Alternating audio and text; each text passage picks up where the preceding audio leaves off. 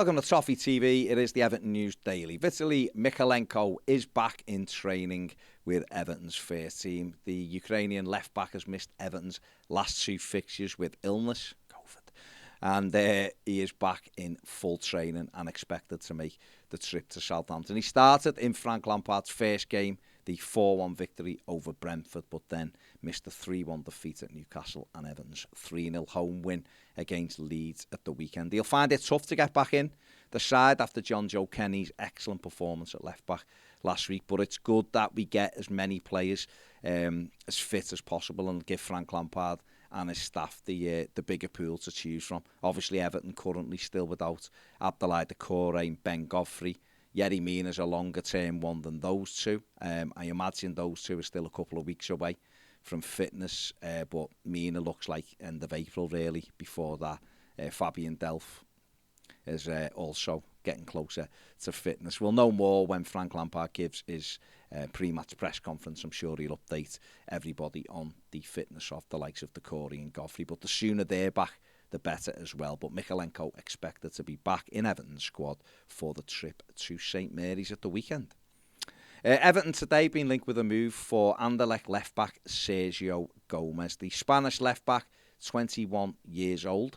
He's been watched by Everton 3 or 4 times this season. It's a weird one, this, because obviously I've been speaking about Mykolenko, who came in January as the left-back. And obviously Niels Nkunku is playing out in Belgium. He's on loan there. So for Everton to be going after another left-back is a bit of an interesting one. I'm not quite sure who's directing that, because Everton don't have a director of football. But yeah, Everton have been watching Sergio Gomez, so we'll have to see whether anything comes of that this summer. Everton once again sent scouts to Sporting Lisbon to watch Matheus Nunes on last Friday in their game against Porto.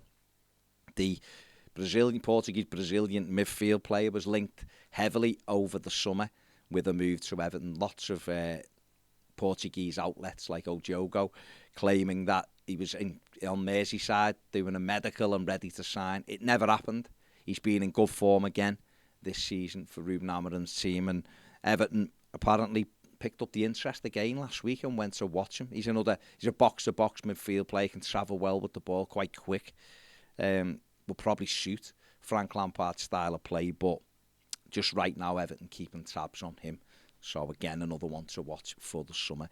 And finally, Everton linked again with Milan forward Rafael Lau, although they are expected to have a competition in the shape of Arsenal, who are also very interested in the 22-year-old. He has scored 23 goals in 100 games for Milan since moving from Lille. He's also got 15 assists. And what's interesting about this one is obviously Arsenal heavily linked with Dominic Calvert-Lewin. But if they went after Rafael Lau, I imagine that interest wouldn't be there in Calvert-Lewin. So I guess from an Everton perspective, we'd rather them go for Lau and leave Dom where he is. Because they are two very different strikers. Dominic Calvert-Lewin very much back to goal, great in the air, almost an old-fashioned type number 9, where Lau is part of a very fluid front three, very quick in behind. He's been likened to Thierry Henry in the past, but he is a good prospect, Portuguese forward, so see whether anything comes of that as well. That is it for the News Daily. Make sure you download the Ultimate Fan app, give that a go, where you can win money each week. Make sure you subscribe to Toffee TV, give the video a like, and if you want more videos, including daily live videos, why not join us on Patreon? The link is in the description. See you later.